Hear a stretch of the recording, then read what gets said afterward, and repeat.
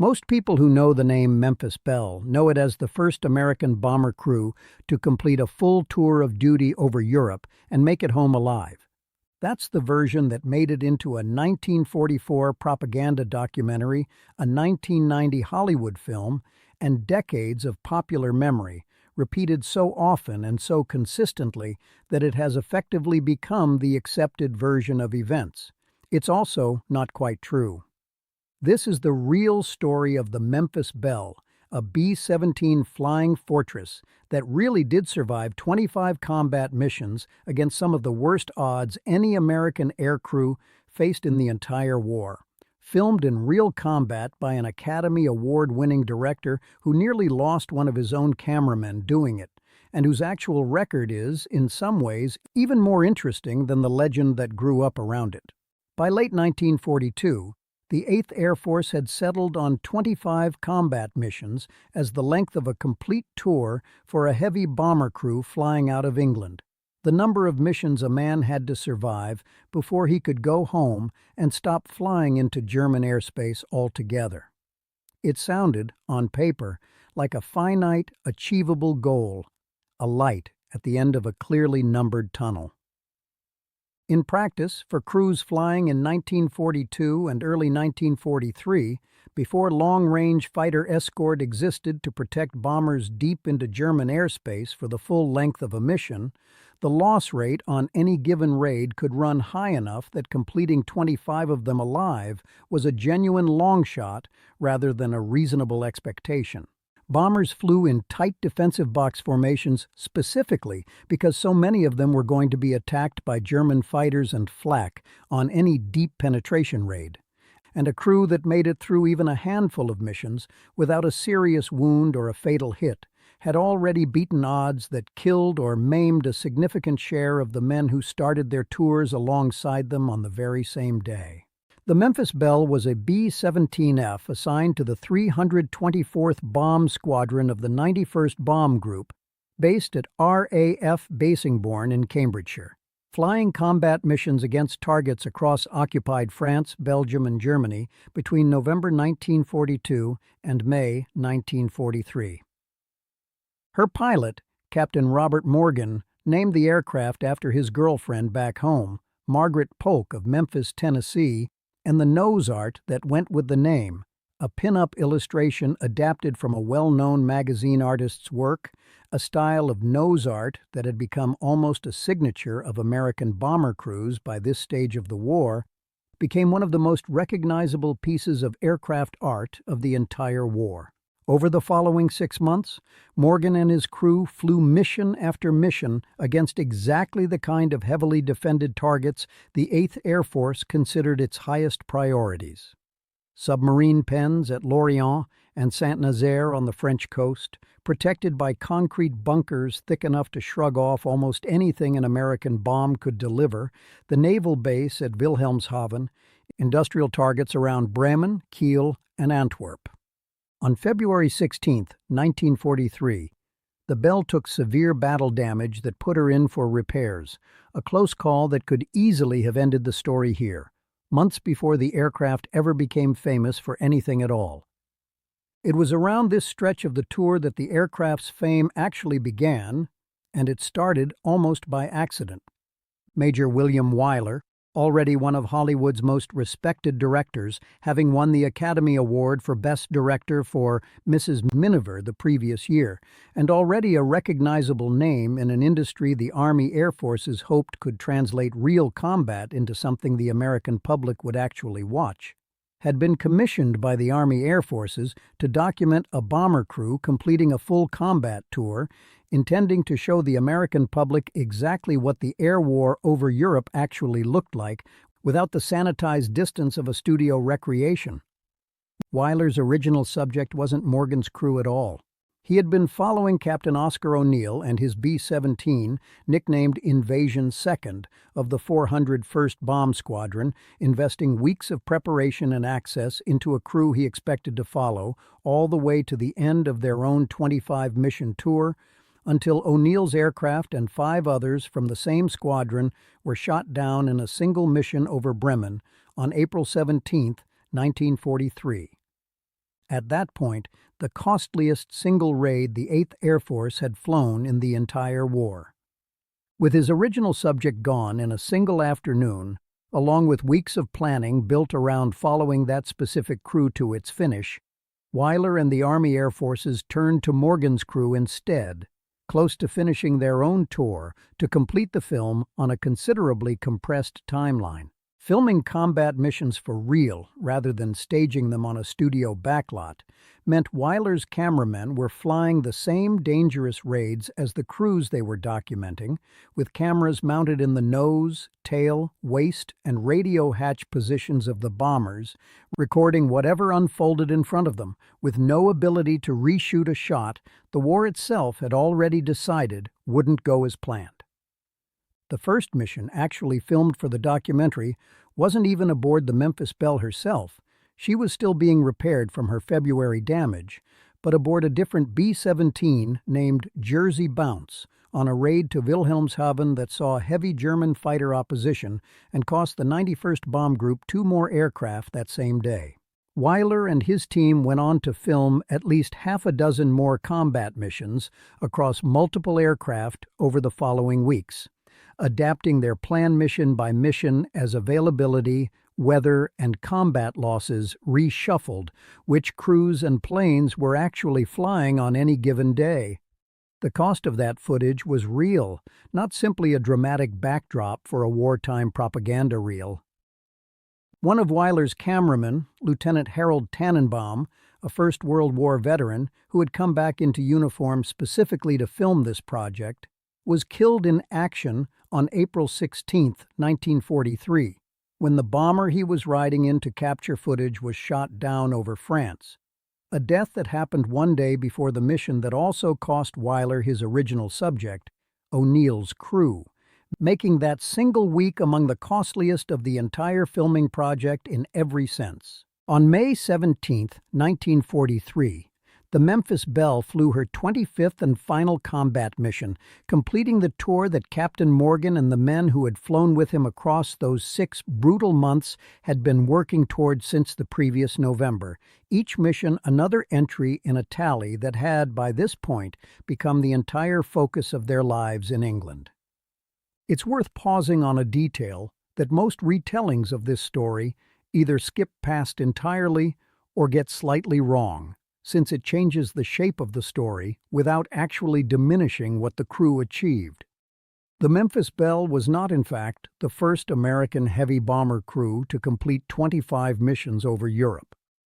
That distinction actually belongs to a different B-17, nicknamed Hell's Angels, flying with the 303rd Bomb Group, which finished its own 25th mission 4 days earlier, on May 13th, with considerably less fanfare attached to the achievement at the time. What the Memphis Belle and her crew actually achieved first was something slightly different, but in terms of what happened next, arguably more consequential for how the story would eventually be remembered. They were the first bomber crew to complete their combat tour and then actually return to the United States, rather than staying in England to fly additional missions or train replacement crews the way most veteran crews at the time were expected to do. That distinction turned out to matter enormously for how history remembers the 2 aircraft, even though both crews accomplished essentially the same feat within days of each other. Because Morgan's crew came home, and because William Wyler's documentary followed them specifically rather than the crew of Hell's Angels, the Memphis Belle became the public face of an achievement that, strictly speaking, another crew had reached first by a matter of days. King George VI and Queen Elizabeth personally greeted the air and ground crews after the completion of that final mission, a level of attention that set the stage for what followed. The crew and their aircraft returned to the United States that summer and spent roughly 3 months touring the country as the centerpiece of a war bond drive, accompanied at points by Stuka, the crew's Scottish Terrier mascot, drawing large, enthusiastic crowds eager to see the plane and the men who had beaten odds that, by the 8th Air Force's own grim internal statistics, a significant share of bomber crews starting their tours around the same time never survived to see through to the end. Wyler's documentary, released in 1944 as Memphis Belle, A Story of a Flying Fortress, used the real color combat footage his team had risked their lives to capture, following the structure of the crew's final mission from preparation on the ground through the raid itself and the long, tense return flight back to base. It was neither the first nor the last piece of American wartime propaganda produced during the conflict, but it stood apart from most of what else was being produced at the time because so much of what appeared on screen was simply real air crews, real combat, real wounded men being pulled from returning bombers, real battle damage on the aircraft that made it back home that day. The film's narration and framing were shaped for maximum homefront impact, but the footage underneath it was not staged. The plane herself had a far rockier post-war existence than her wartime fame might suggest, a decline that stretched across decades and reflects how easily even a genuinely famous piece of history can be neglected once the moment that made it famous has passed. After the war, the city of Memphis took custody of the aircraft and displayed her outdoors for decades, exposed to rain, humidity, and temperature swings that steadily degraded a piece of history that, by any reasonable standard, deserved better care than an open-air civic display could actually provide her.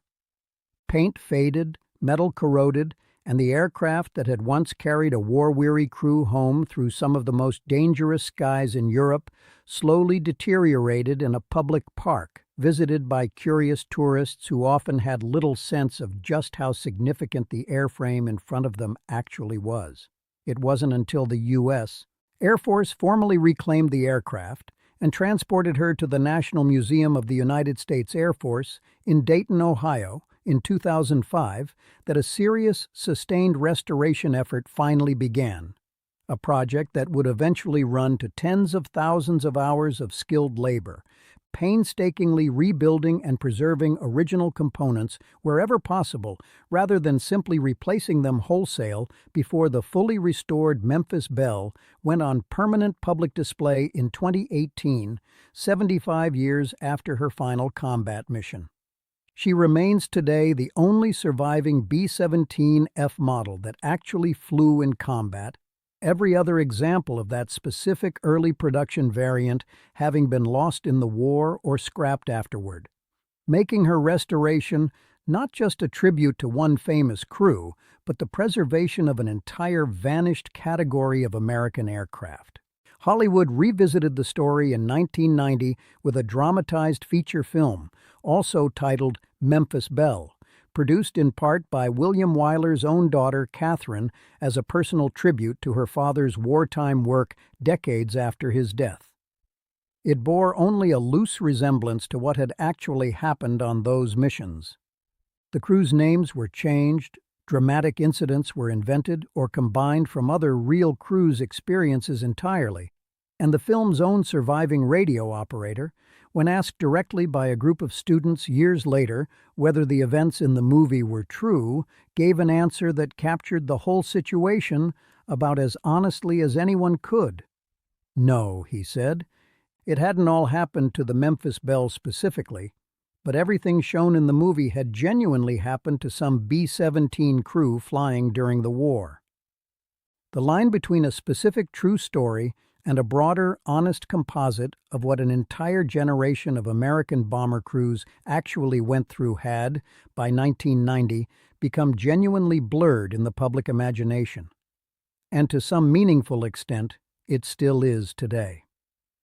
A more accurate reckoning came decades later, in 2018, when documentary filmmaker Eric Nelson discovered that 34 reels of William Wyler's original, unused combat footage, some 90 hours of raw material Wyler had shot but never included in his 1944 film, sitting largely unexamined in the National Archives for over 70 years, had survived intact.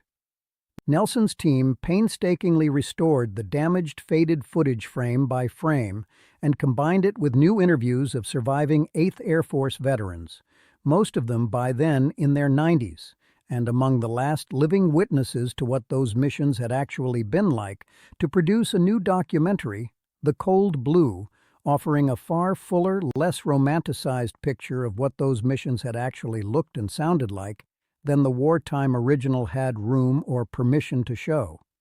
Robert Morgan himself wasn't finished with combat after Memphis Belle's war bond tour ended, a fact that surprises most people who assume his war effectively concluded the moment he stepped off the aircraft for the last time in England. He went on to the Pacific Theater, where he flew 26 additional combat missions piloting B-29 Super Fortresses against targets in Japan, a second combat tour in a different aircraft in an entirely different theater against a different enemy that gets almost no mention in most retellings of a story that for most people ends the moment the Belle's 25th mission was in the books and the war bond tour began. The full record is more complicated and more impressive than the legend that eventually crowded it out, a pattern, it turns out, that fits the Memphis Belle's story almost as well as it fits most of the other stories this channel has told. That wraps up the first 25 stories in this entire series. Thank you sincerely for coming along for all of them. Let us know in the comments which forgotten battle we should cover next as we move into the next batch.